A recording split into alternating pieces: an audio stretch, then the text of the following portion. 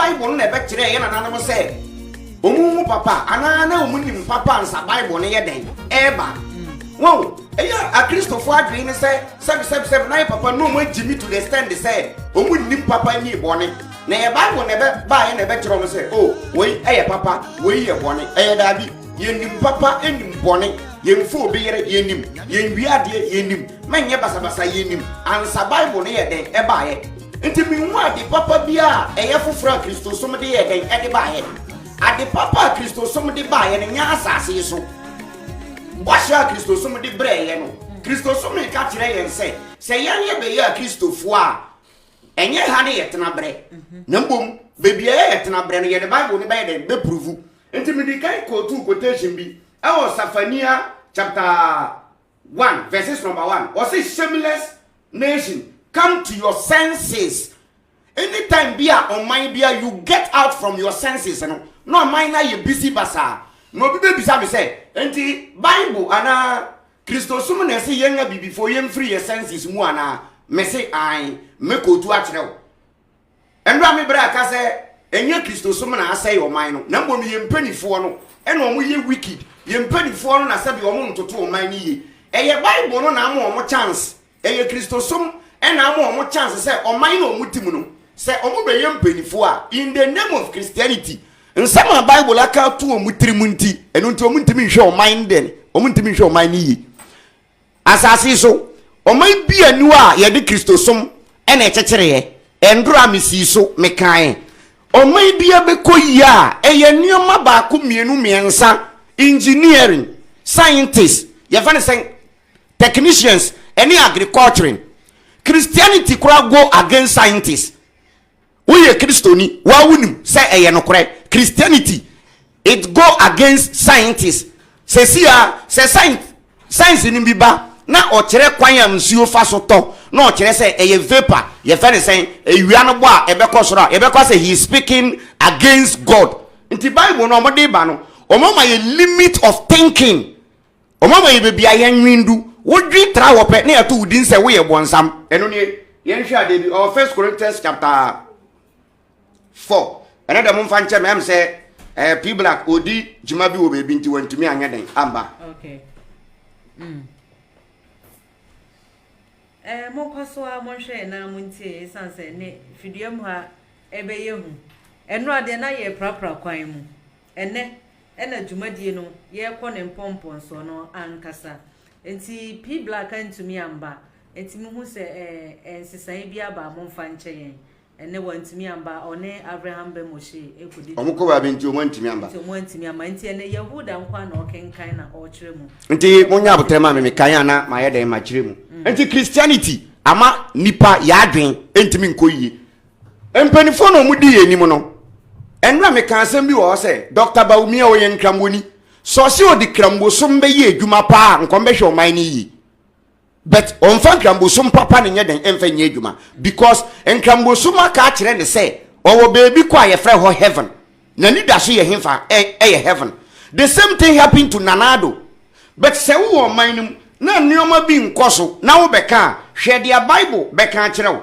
Romans chapter 13 verses number 1 obiantie the entire yentimi holdi yempanifo no accountability no eye Bible ni Kristosom ena temi yen down Bible ni Kristosom ena ya ama ya adwan aye den aye mre ya adwan ada nti se bibi ikoso wo manum na wo be sole aka because Kristosom beka assembly a kire wo assembly na Kristosom beka yentie o say everyone must obey the state authorities because no authority exists without God permission and the existing authority has been put there by God. Whoever opposes existing authority opposes what God had ordered, and anyone who does will bring judgment on himself. Utie, was this a yeti o mainum?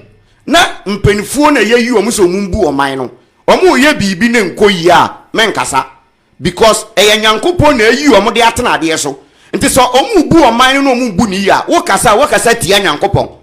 Indirectly or ka kira say we mamutini na oman na wutim no wato aba ama o mampani bi na nneoma nkoyie wo kasa tia nyankopon nti obi anso mpeso be kasa tia nyankopon nti ama ya dwi nyina ye den ayetem nti this is not the time a ye besu afre ewurade bi This is not the time you be here religion. This is not the time you be here Islam. This is not the time you be here Christianity. But this is the time we need our brain, we need ourselves, and not religion.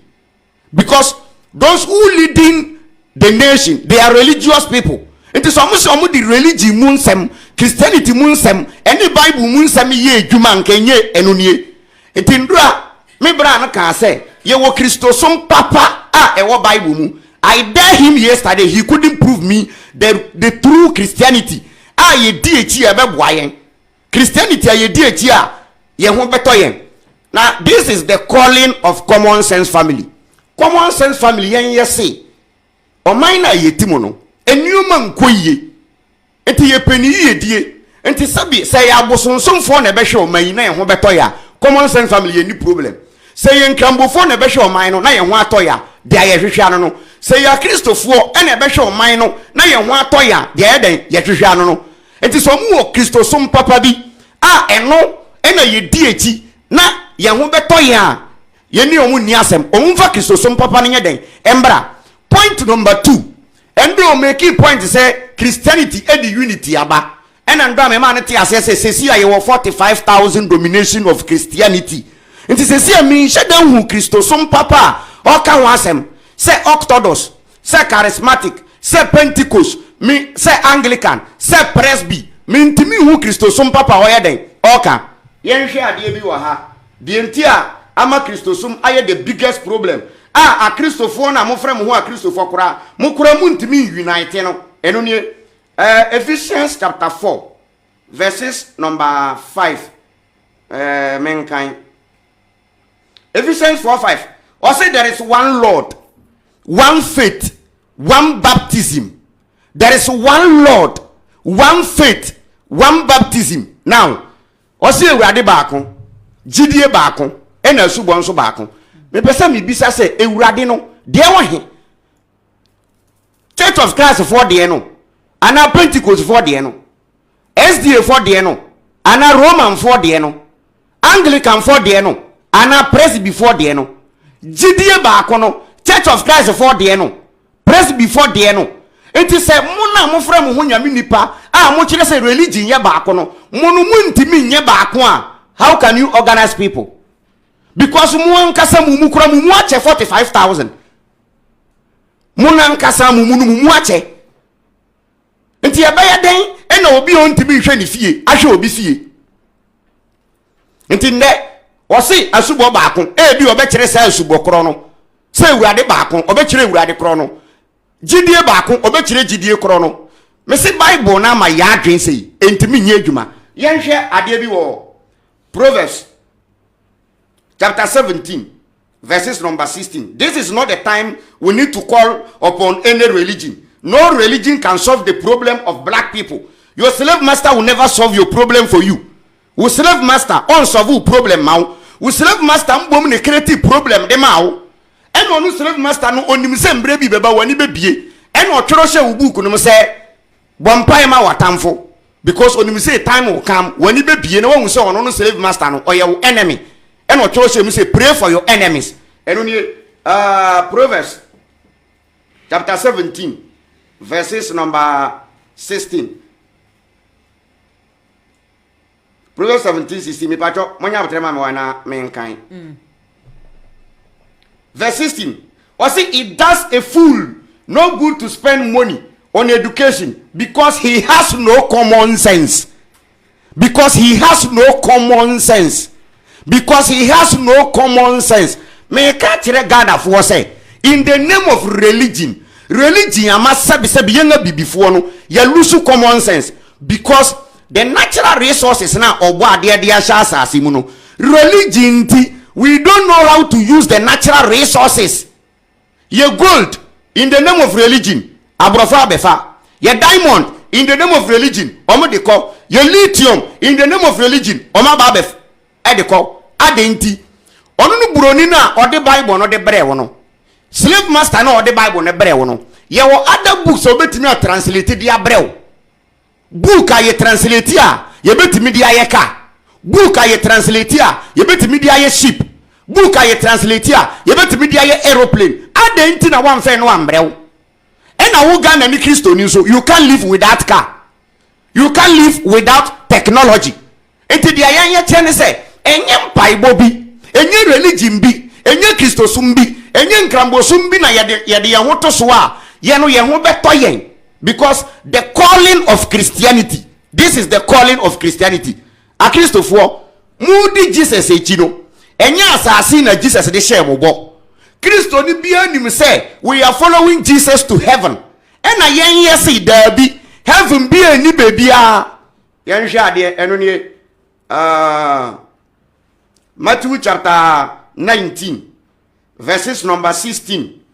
Maybe kenkan Matthew 19 verses number 16. Na yen hwe bo share Jesus edema a Christofo. Na yen bisa se obedi Jesus achia finally e de na wo be den wo benya. Matthew 19:16 me ba be kinkan o say once a man came to Jesus, teacher, he asked, what good thing must I do? Why do you ask me concerning what is good? Answer Jesus, there is only one who is good. Keep the commandment if you want to enter life. So person ko kwa jema and obisa ne say, what commandment? He asked. Jesus answered, do not commit murder, do not commit adultery, do not steal, do not accuse anyone. We knew all these things before Christianity and Jesus. Respect your father and your mother and love your neighbor as yourself. Verse 20, I have obeyed all these commandments. The young man replied, what else do I need to do? Obiantie. Jesus answered him, if you want to be perfect, go and sell all you have and give the money to the poor, and you have riches in heaven. And you have riches in heaven. Iti nipa ni bisa ne say de na me ya menya enkwaje. O ka kire so nkoton na japade nyina. Na so ton na japade a daache obenya nkwaje e wo soro. Me pese me bisa me nua Church of Christ ni na Kristo ni say e di enti no Jesus ati. The cause and the calling of them following Jesus is so omu baby papa ya den eko, which is heaven. Until the white man wanted to steal your land, that is why he promised you heaven. Heaven be a new obi ewu obeden obeko. In the name of heaven, in the name of heaven, in the name of heaven, and omade asay yadwen. Ama ye wire fi asase ayeden yete so yi. Asase yete so yesi asase ama ye yire den afi. Because religion ba ye no, and a religion ba takle ye ya mambre tete no ensuo bi da won fikira. Ye wo particular day bia ye se ye da we ya daye ye mfa nko ba bia ye siesie ensuo num na ya sie ensuo no na ensuo na ye clean kama. Religion ba ye no, religion aba be ka kire en say ensuo na de da won nyina ya abosom. We should respect abosom. Enti ama omu de egu ye trim. Enti de enti ande ye ensuo ye fi ye krom aye fi no in the name of religion. Because religion ama yate ase say ade na eye natural endua natural ensio natural emboba natural no se wudi eni die masa nneoma na wo sombosom nti ende Kristo ni mfa wo so odidi wi a obetu agu eponum onfa wo so odidi wi a ensio na da akra no odi beden odi betum because of odi atu di tirim say eye bosom na yeden eda ho no omu wi a bosom no so na wakwa akogbo asuwom. The calling of Christianity is asase we ye mfa nko bebia na asase we ye mfa nko bebia ebeye den e besiesi asase.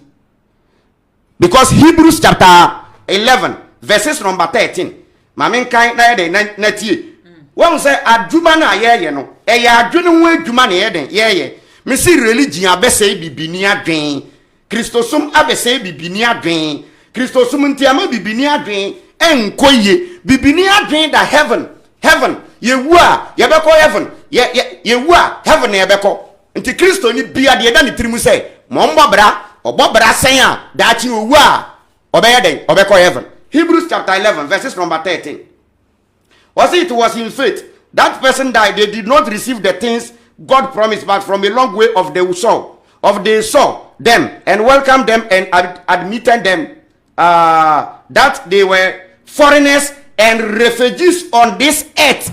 Bible no ka kire wo say ye ya hoho ne amamfrafo me pacho obi antie dia Bible ne ka kire wo Kristo ni me pacho ohoho wo siesi obi krom dabi because Bible na ma wate ase say asase so nya wo dia ade omde am to ya adwuma yentimi siesi asase ade omde ato ya adwuma yentimi ndi technology achi ade omde ato ya adwuma yentimi ndi agriculture na ati ade omde ato ya adwuma yennim engineering ebi na me bobo so no bible no say ye ya hoho ne amamfrafo na wo kristo ni a wo say asase so we hoho no wo firi hin na ba evidence ban and I was a sub you heaven na mu free amoye dai mo ba ha mu ni heaven bia ko mu ni evidence bia but mo bible na mama te ase se aha no mo ya hoho ne o mamfra ni madam wa free Ghana wa ko Germany na wo ko bobra e de na wo akoye wo ko bobra pesika dia ba Ghana na wo dia besiesie ukurom ana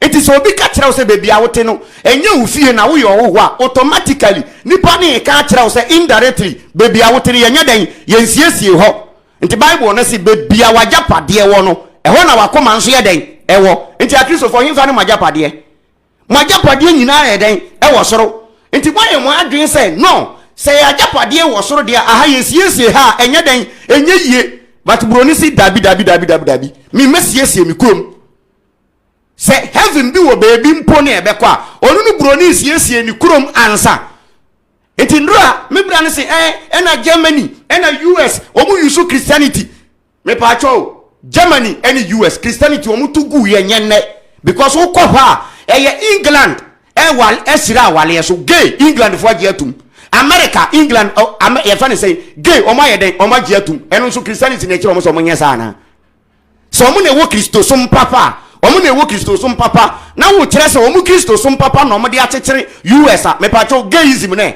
bible himfa na se yenye gay ebi nim enti Kristo so mankasa expiring date ka Kristo so but a Kristofo na omu ti Kristo so mo omu nya bibidi na Kristo so ena ye den ehwe omu na asole man ne tua tight ne collection mo omu nti omu mpese ombeji atum because omu nim se Kristo so egupe omo ba kire ehwo na omo yeden omo didi. The first law on the table is don't talk when the food is in your mouth. The law of the table is don't talk when the food is in your mouth. Now the food is in the mouth of Christians because omo di Christosum e di buas asolemano e mo manyo omo ho tem nti wo ba bonte na wo be ka se dabi a Christo for this time mungugu asolemano naimu na asolemano fa adwemfa nya adwuma na wumbom o ye den o ya dane bonsam e de amomo now ye hwe ade bi wa ha na am say ye ba wie no me bra no obebo mbondire pa say out of 45,000 domination no me boso biom Christosum emu ache 45,000 me pe Christosum papa ye soma ya kwan be ye because o si Christosum na Germany for so me ye na eko yiye mu omo eno kra de nyesa na tie o si Christosum na US for di echi na US for ko yiye Christosum na US for di echi na ende omu system ko yiye no onko fambra Ghana ha ye pese ye system ko yiye endura nsuo na ato no kolebu na abu afaso no endura nsuo na ato no ya kwanye ya hospitals enye den enye. And this is not the time we cry upon religion, we cry upon to God. Yem friend nyami bia because nyami bia eni ni bibia ye de nyankopon be ya ma ye no wa ya wie o de adwen de ato ye trim. It is say adwen no de ato ye trim no o wie ye na say o de gold e de asase na ase. Na wo tenase say nyame na emsamboa wa. Eno ni Mark chapter 11 verses number 24. Dia Christosuma ba be ye nie. Aha, Christosuma working on ya adwen. Adwene da yetrimu no omo ba no omo takele yadwen nti omo poison adwen no ti ansa na obi beti asere na adi na kakra. Mark chapter 11 verses number 24 me kind. Also for the reason I tell you, when you pray and ask for everything ask for anything, believe that you have received it and you will be given when whatever you ask. In the name of religion, instead of omubeka kire yen say yen use adwenfa nya adwuma no, Christosum ni religion abeka kire yen say bibia ye bebisa ewe awurade din mu no yen sa be den yen sa beka. Now ama ya adwua ye lazy instead of ye bekwa akosole akoye adwuma ye, instead of ye bekwa akopa adwuma ye no ende ye bie nsole dan a na nipa gugumu oko US factories companies eni nsole dan de won hene do so. Woko Westin says here, nsole dan kora ye tonton bi e de ye collapse because Oma will say no, religion cannot solve any problem, but religion is rather killing the people. And now Ghana ha, nsole dan e do so see companies adenti Christians ene lead your mind. Eti nanado abasesi akora in the name of Christosomenti instead of obesi factories na yenye adwuma ye no osi den osi asole dan. That is Christianity for you.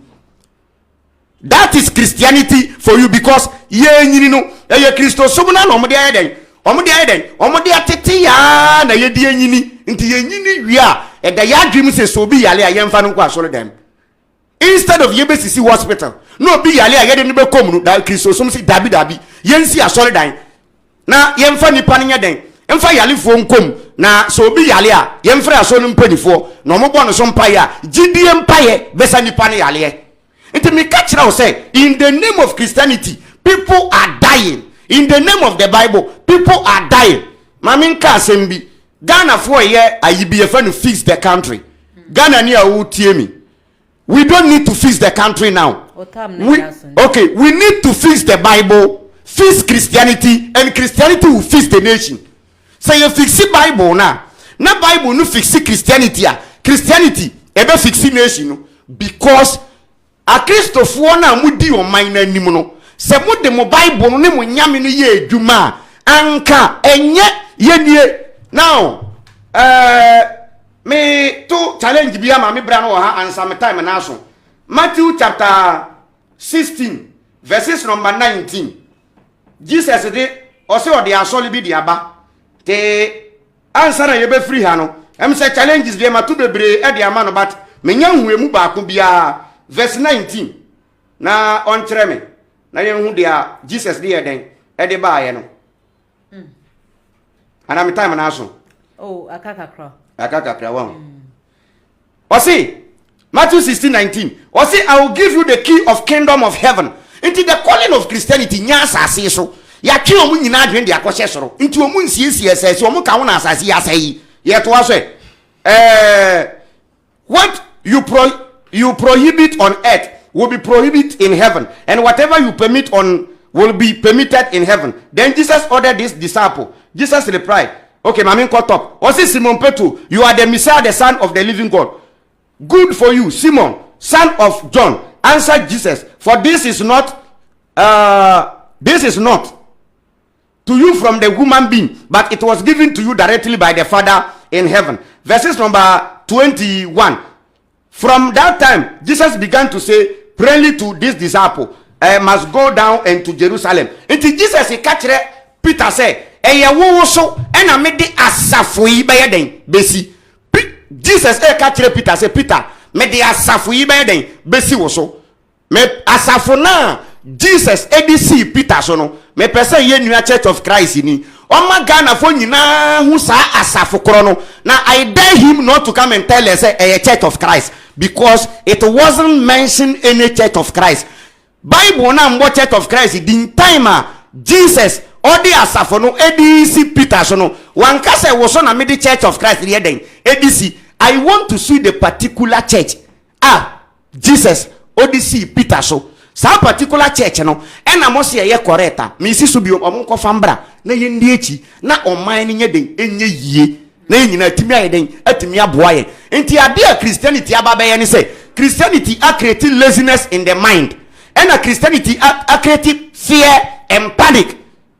One year Christonia obeko bonsam jam, one year Christonia obeko bonsam jam. Now se manye Christonia meko bonsam jama, se manye Church of Christ ni na meko bonsam jam, ana Presbyterian ana Pentecost ni ana de on asole be na me kwa me dem mi wa me dem menya nkwa. If Christianity is the solution, because Philippians chapter 4 Ephesians 4 verse 5 no o se ewurade baako gidie baako ena asubo baako. We want to see ewurade baako no, we want to see gidie baako no, we want to see asubo baako no. Na yenhu se yetimi hu ni nyina na ayeden aboa ye nyina. Religion Christianity ena say ya adwen truth the Bible nsem na Bible akeka itu yetrimu no. Bible atwetwe ya adwen e de akɔhye heaven se asase nye ye dia dachi yewu a ye bekɔsoro nti yete ha yakoma ne ya adwen nyina ye den ehye soro ho nti se ne ye besiesie asase die eni yadwin because enche na Yesu nga yeden Yesu nga ba nti ye de enche na Yesu nga ba enche na Yesu nga ba enunti yentimi sie yeman medase Yehuda so bodua meda wase say watchrecho wonsem na bradom sister the okan ye no mo so de o kafa ho no okay medase papa me sanso eda minua Yehuda ase Quintana very interesting name obi o say yento Christianity ni ablofo culture and so di na eda ne so no krampo no e kire se ono wankasa ne oka no he doesn't even believe in it Yehuda Quintana and no before din eya santidin anase yamfantidin anase bunudin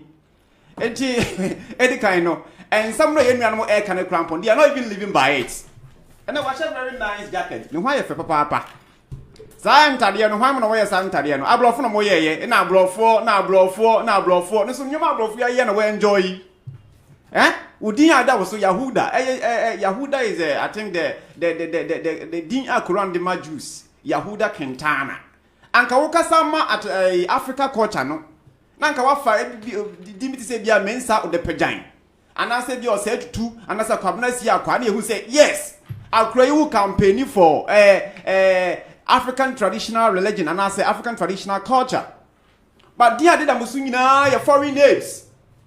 Abraham Moshe Yehuda Quintana dendi enti some na yenwan mo kasetia no they are not even going by it well they are not even going by it ye ba akamu akankase mo ye baby ayam penifo bu say kwatu kaka say obama ontoma eya tie ni din if the naked person promise to give you a cloth do ask of his name enti yenwan mo common sense for they have been in the country for over 10 years almost starting movements na check akra ye person mo kire ye nyoma almost start sa common sense family no wo mutumi aye enyoma mo de common sense na aye sa inventions technology agriculture na all kano wo mo president Abraham Bemoshe ni Yehuda Quintana no wo mo nche enyoma common sense for aye yes common sense for at school wo mo invent computers wo mo aye common sense for aye car.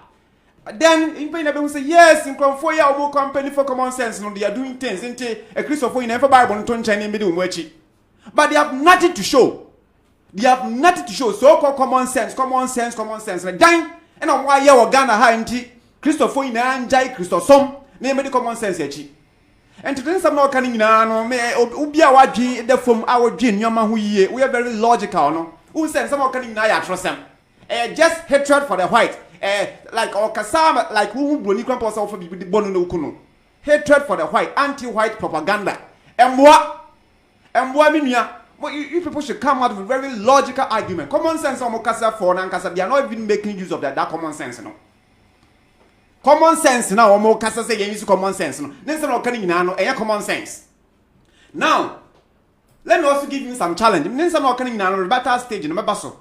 But Andra no nyameka ina say my sister wo Africa ha anase Ghana ha no ye how ye wo mu no enye Bible no this how na ba Andra me reason say countries bebre o wiase mu a mo ye religious China religious country Malaysia religious country United States of America religious country Germany religious country Europe and these countries ni na highly religious country go to the Arab world highly religious country but they are developed.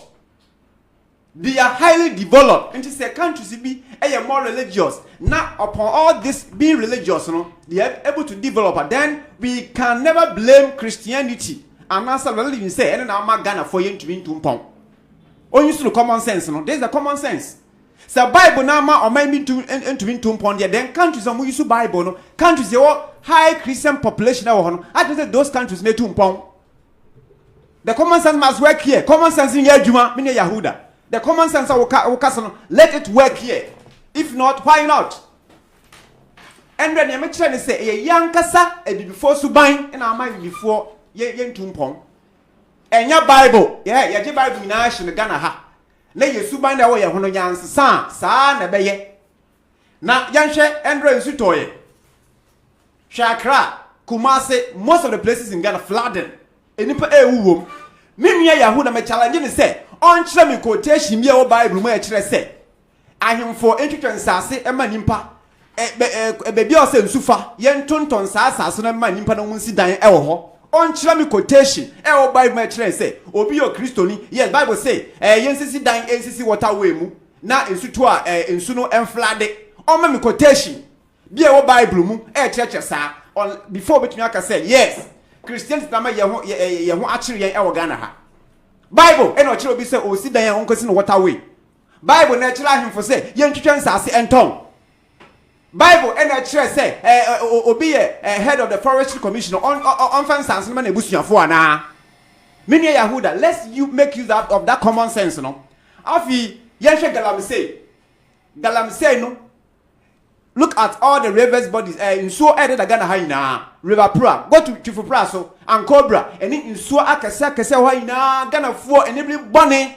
ahemfo sika kakra mo be di wo mo endwe ntirima ho ya ton sansasi nyina say abrofo Chinese for ebetu galamsey omu eno no Bible quotation ben me challenge say on kire me quotation me Bible me kire say maye ndi asase anasa resources Yakopon dia maye no maye nhwesu ayiye entin nsem na waka no enyina ni ndaso biara just hatred bi kasa bi na nsem bi bre repetition kwa he's not making any sense on kire me quotation Bible me kire say yen tonton sase ye forest no ene water bodies Yakopon dia maye yen say no quotation Bible mu New Testament mu ana impo Old Testament say yen say sase yen sisi adan ensisi waterways eno no Christianity Bible ena church say dey church say yes enyoma no afi yanhwe wokọ circle odo che say obinum nsuo wotika mu pa nipa dasani anu nsuo no ato bottle no achene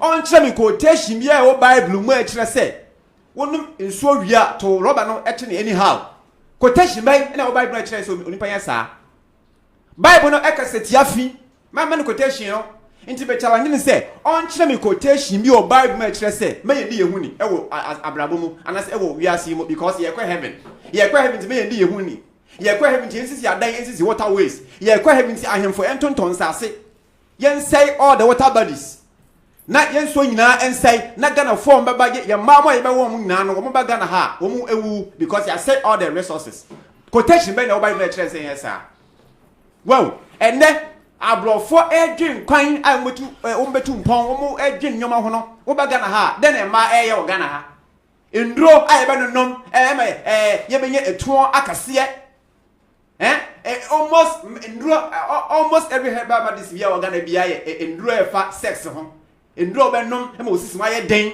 abrofo edwin nyoma computer ho nyoma science ho nyoma wo ba Africa ha those nyoma na edi echi.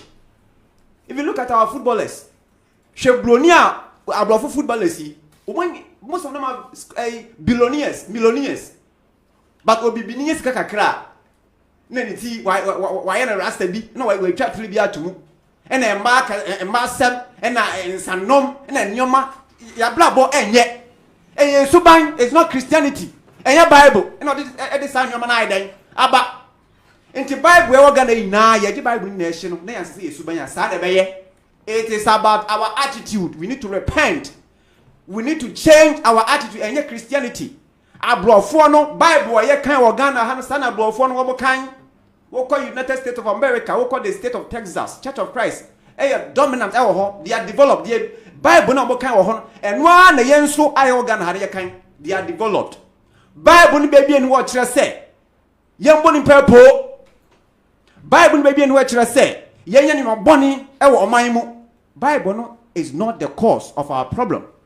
Intimini animal common sense for one chile. These are the specific issue on person chile me. Yes, Bible ye check Ghana has this year problem ye unemployment. Bible say me ye juma. Yes, quotation say me ye juma.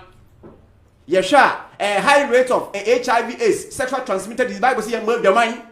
Young boy your mind. Ye no man liver cancer. Those in your man. Bible say yes those in your man. Into Bible na this an your in Ghana.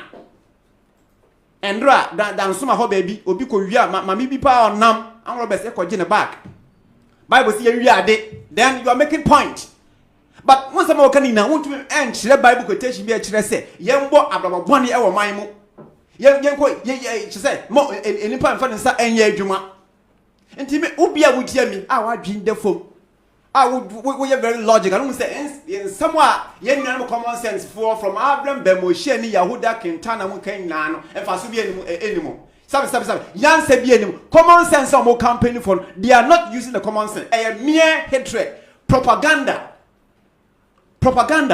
Afi Mayansha in Yomabia na wabra na abrofo number Africa had na ye. Yen will say, Yanko back, Yanko fat amambre no, the Christianity ambassador those in your money na. Wabra na Christianity in Africa had na yafamba yashe, my sister, Nanka way for yashe. Yan for yashe, Abia was a yana say, Yep, ube penny, ube worry, na wawumba, would the answer wet in the kitchen. Nana yo, say my bro. Oh, bre, until say when you're good, a juma I will tell her, oh, bre, my sister, are you suffering? Teteno, what's your kitchen? Why do you like, am I useless? Am I useless? Well, and then Christianity actually said both men and women are equal before God. Until Emma, Yamamu opportunities. Until Emma is young homa, ma we are scientists. Which natural science and math quiz. The quiz master no yoba. You see, so the Wabrana Christianity Marian from Banning Yashi, ye mumba, and then my sister. What's her? I don't know the Gidia Ukremu, but you are looking very nice. Well, anti Mamenkoso. Now, Wabrana Christianity in Bahano. We share Oko Northern region, tribal mark. Fafrafona dear no. I'm sorry, say be a mebo mudin. It's just an example. Osha Traba Makapo was a very beautiful lady, very handsome gentleman. Now Osha Traba Makapo diamond, I can't be a diamond, I might say I said the face. Those in your mano and a Christianity, and as those in your man, those culture na M1 in pano in a Christosum, a cassetia, said those in your mano, my and Tuaso. Culture Biela na Yanam Kuremu. Culture amambre biera African traditional religion na yekuremu esa amambre no ebu anipa no Christosum e baaye no enisa no yomne mfi ho yeda so e ware awa amambre kwan so yeda so e ware awa amambre kwan so wo yo Christoni na wo ni sika wo be ya wed na e baaye for say kosha ring Christianity as far as Church of Christ is concerned no me Church of Christ so fu bi oba kire say why o be ware na wan kosha ringa why ware no ye nchira so ma. Whoa, enti wabra na Christianity mbahano. Not those nyome yedi yem among for tribal mark. It read the face nimpa obia na who's a very fine gentleman. Na sa adie aseno. Now, yenhwe female genital mutilation. Female genital mutilation. Mass was circumcision, female circumcision. Sadie ekuma bebre African traditional religion Yahuda Quintana campaign that was not what they were doing to young girls. And Mabebre ewuye obi wa emoje na etu no na wewu nti o kire say yenko back no yen Samsung go back to female genital mutilation no oti ase ana sa no pese yeko so ono otu yi owo obaba yentwa no ntwatia we should remove the clitoris. Is that what he is campaigning for? And into Christianity about those nyoma nya yejai. So let's go back to those olden days, you know. Afianhwe widowhood rights. Akanina Christianity mbaye no. So your ba na wukunu woni wukunu ti na wukunu wu a. Antetiye or how I do be femu widowhood rights. Some cultures, some cultures are ye ma funu na wewu no oba no ne da. Even in so I did very a funu no ye ma ye design so be ma oba no say and I say kunafo no say onom. This was very inhuman practice. This was what was done during those era now African tradition Christian missionaries in Bahano. And we know some cultures who still practice these things. Well, and this nyomani na ye boni an ekoso ewo ye Africa ha.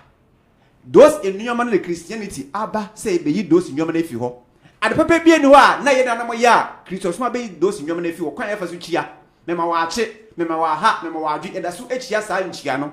Christos mo nka nche se hu obi a men ka se mema wa ache. Culture biara eboa nipa impuntuo no. Christianity oppose those culture. Yencha witch camp, Oko Northern region, witch camp will be a before. Yenfa nkoto witch camp.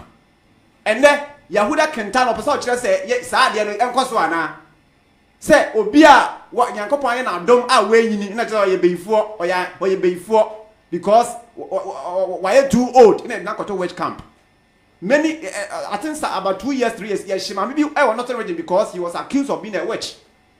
Sale Yahuda Quintana person ɔkyerɛ na sɛ yɛnkɔ back no saa na person ɔkyerɛ saa na person ɔkyerɛ wɔn afi yɛ bibifoɔ no owo bia besi bia obi na ɔyɛyɛ yankɔ hwehwɛ ho yanka from the saman those were the things that was being done during those era and the Bible because it those in your say saman frɛ ɛyɛ bɔne ahomesɛm di ɛyɛ bɔne those in your no in a Christianity ɛkasa tia at the papa biara na yɛ nananom yɛ no Christianity affirms it human sacrifice ɔhene wo a yɛntwati ɔhene wo a yɛntwati yɛmfansie no ɔpɛsɛ sameboa ɔnkyerɛ me sɛ meboa na nsɛm mote sɛ Eastern region yɛkunkum nipa bi wɔ hɔ a na mibo esusu sɛ gyama ɔhene a wewu wɔ hɔ baabi na sɛ ɔmo yɛ saa deɛ na ahemfo bɛka sɛ ɛnyɛ no korɛ those enuam na olden days na ɛkɔ so asante no wo a yɛtwati ɔhene pɔn bia wo a yɛtwati those enuam na ɔpɛsɛ ɛsan so ɛkɔ back to those enuam na ana wow sɛ ya wo abofra na sɛ bi abofra wadi dɛm abofra no ɛbɔsɔmba yɛnkɔ dan no yɛkum abofra bebree in those era na sabi wo munya boni bia all because na wo edi dem e wo nipadua mu nti wo se wo ya abosomba yenkɔ dan mu na yekokum wo e efuo mu some month ago abodunko konfo bi any maami bi bury nimpa life e police for kɔkyere no those nyoma no na me nua Yahuda Quintana pese yekɔ back ana ye how ye hia wo Ghana ha no enye Christianity enye Bible suban sanse Bible yi countries be ready adwuma kan there was so many Christians in other part of the world how the Bible yi adwuma o man no etumpon yanka se yesuban na ma yentumpon no now member ensam a yenua no ka no so me challenge ne say common sense for no one train your man common sense no start from the aye they use ampa they are good into yemedi wo machi they should lead by example wo mudin abembe mo she ne Yahuda Quintana mo to nchene na mo kofa atetedin no odin des din no oda pejan osono obunuma nkoma those names no mo fa nto mo so na wo ye Ghana wo from Yahuda na kasaben amamre ben na ye wo Ghana edin ben mu na ye wu side din e wo ho se asantefo na samfantefo anasa bonofo na ye fo bi Yahuda Quintana Abraham ben Moshe Abraham son of Moses eno no Ghana fo din wo kasetia western ideas say foreign culture Christianity those nyoma na wo ye ni na say foreign ideas. Well, now let me come to in some of your my sister, you know, very dangerous. Say, just 10% of Ghanaians are cross our common sense for Ghana because that idea no many part to say, or blow the ball Ghana Hano, and for so be a muscle. And Chachani say, hey, I tell you, be any hot, heavy be any hot, but some gem be any hot. You ask anyone, Jueni. Ye bi ne opese ye bia wu enu ano no se sa aka sabi yampa de anka mini Yahuda Quintana anka I can say anka biasi de anka sabi anka manfo bebre sisiwu ye hwe wiase etime bia nipa biti pa ukohu unyanko nipa bebi ote ahotopa nipa bi ewomu na yen uda ubehu ti bia sometimes nyimsu wo mu a na che say wiase sanka sa wiase ya de ye wo mu di anka nipa bebre sisi yen. Well, sa idea no uma sa common sense idea no didi wa adwen therefore wu a eno ano no enti wo se wo bombodi se wo bedi yie wasase su ansa no wewu yes Christos mo kire se yenye adwuma den yemfa yensa yenye adwuma papa membo kro no ba common sense ideas nkire se wo bo bi kro krampo a wu a atamu bi eni ho enti kwan bia mefa so medi yie no se mefa sa kwan no so including say robbery minkum nipa kum kan bi obefa so obenye sika e wasase so before obewu no so ofa so nya because one yes am wu a wewu kwa ewu achi be bia ni ho bio they catch them say san church and atron church nya just 10% of Ghanaian youth say we follow that doctrine na Ghana yentument na ha sika ne bi boni na beba Ghana ha sika ne bi boni na beba Ghana ha say we are say etimu say eno anani ye wu eno ano no me pesa me catch me Yahuda say there is more to life than the life here etimu ono no he's not just flesh and blood wonya hunam ne moja there is something in you as ade no ubofo no creator na we see you believe in a creator no Yakopon de ya hye wo mu Sa de no kwako gye Nyankopɔn anim na ade bia wo ye wa sa asase Nyankopɔn bobu ho aten. There is something in you. Sa wo da wo so die. Oda and say I was so die. And the camp ya dance here say you are not just flesh and blood. Meaning Yahuda, me catch you. Sanchira no amodi da Ghanaians youth will be away you to follow me Facebook. Masanko for end that down. The same po heavy me crampo in who me Dominican Ponsa say me practice Christianity me who are. Never got to say heavy me what have I lost? Then me lose. Now who some person heavy me or no this are common sense for no that down. No that will no be some that down 419. Say I am person heavy me or na that will be no say we are no say sa bibi or sa bibi wa brabo yechi. Bible say ya sha mo nipa bia so be wo prekope owu echi no atembu e wo ho sa ade no ma onipa wo bo wo bra asase so a wo bo wo bra with humility wo bo wo bra with nyamesuro o say wo bo wo bra yie because ade bia wo ye bia no atembu bi da ho ye den e twe ho ye nya just 10% of Ghanaians a wo kura san chechire mu a ye ntumi ntro man yo now time no 3 minutes now me das papa enti nensam no all kan no let me address some of issue no kan no enti challenge no say on be kire me enyoma problems amakeka bebre insuro eyiri adewia enyoma ekoso on kire me quotation e wo bible mu nkire wo bible mu e support those enyoma no at is common sense wo kire enyoma common sense for na aye nti yenja Christianity me do mu achi or say Christianity man bi pam fa na adwen nya adwuma me man example eno man example be scientists am wo abrochiri abrofo scientists me man